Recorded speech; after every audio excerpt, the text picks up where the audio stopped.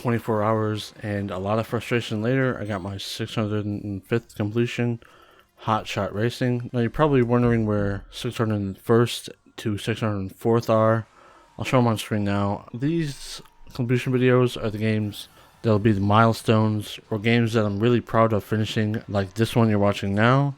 I only started playing this game because me and a friend wanted something to play, and this was on Game Pass. To be honest, we probably only played like 20 minutes before we stopped. I did get a few achievements in that time, so I was compelled to try to finish it. This achievement list looks relatively easy and straightforward, but looks can be deceiving.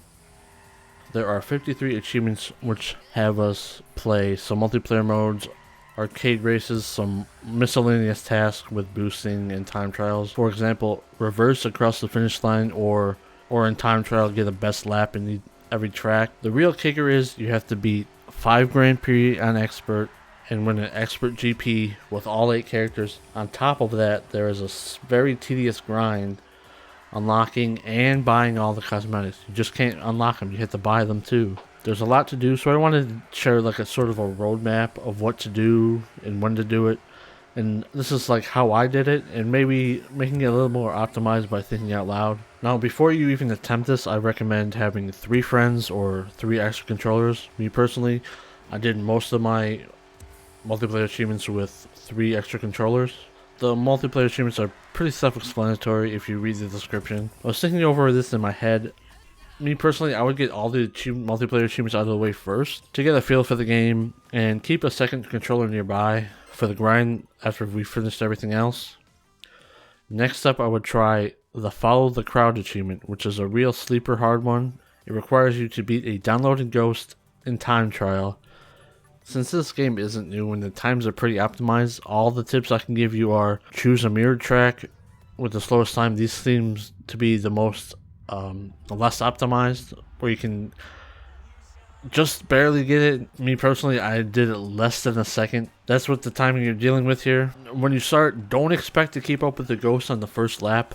This is all about keeping your speed in later laps and strategically boosting in spots where you know you can get ahead and keep ahead.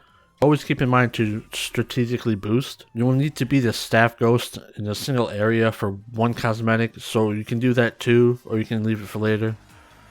After that, it's time to tackle the expert GPs and each character. So pick the first character, then go down the list from there. Same with the GPs. Now, there's only 5 GPs and 8 characters, so you're probably just ending up doing the first GP a couple times, but it's not that bad. It's really short. Now, if you played this game before, you probably thought the AI cheats, which I did too, because they're always right up against your bumper, and you probably think it's just severe rubber banding, but it's not. It's just them going ham, slipstreaming behind each other, and therefore they're getting faster and faster and getting boosts from that too.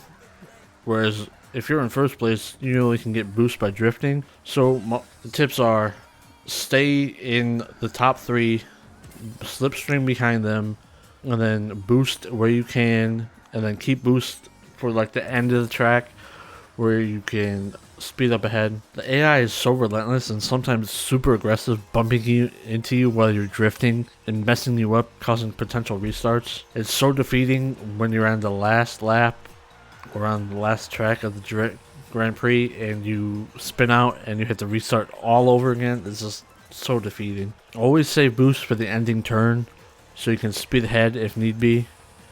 Now, you don't always have to win each race in the Grand Prix, but it's highly recommended. I would shoot for first, second, or third, but first in most of them so you get the most points. So now that all the expert achievements are done and out of the way, it's time for a smooth sailing grind. You probably like those, right? You probably noticed that each character has 4 cars. With each car you need 500 seconds of drift, 300 drifts, a 5-second drift, 10 boosts in a single race that's not time trial, 100 boosts, and having to win a Grand Prix. Thankfully, you can do everything on normal now. The downside is our speed is capped, including the AIs, but with all this skill we've accumulated from doing expert, we will be dominating normal. I recommend winning a Grand Prix in each car first, because it's much easier, and you'll get progress and everything else we need while doing so. Now, some people say they use time trials for drifts and boosts. While it works, there's no time limit. I do think it's a waste of time because we need money, and you only get money if you get a best lap. What I would do is 2 5-lap races or 2 7-lap races in arcade mode, and since we need to win 16 arcade races on different tracks and win a race on each track, it's the best use of our time. Now, if you only need a few more boosts or drifts, you can mop up in time trial. You don't have to complete the lap. You can just, once you know or estimate how many you've done, you can just quit out and it'll tell you the progress bar. By the end of this, you probably do not have enough money to buy every cosmetic. For me, after I was done doing pretty much everything, I only had enough money to get 7 characters, but not even most of their outfits. This time you gotta grab that second controller, load up 1 lap, drive or explode. You'll gain 23,000 every 2 to 3 minutes. It's not that bad, but it's very tedious, and personally I was falling asleep for most of this time because you're just doing the same race over and over, and then you're probably not even getting enough money from arcade races. So I would just pick 1 lap you like and just keep doing it over and over.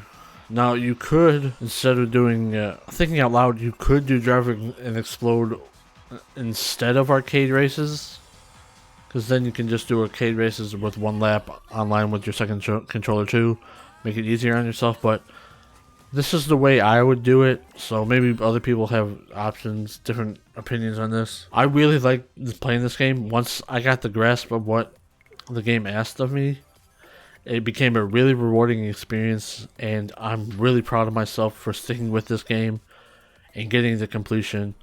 Now, once this leaves Game Pass, I bet they're going to add more free DLC, so I will have to go buy this game and get the rest of the achievements again. I'm really proud of myself for this. So here's to more completions. Thanks for watching, and if you liked the video, leave a like. If you need some tips, write down in the comments what's your most recent completion, and I'll see you in the next one.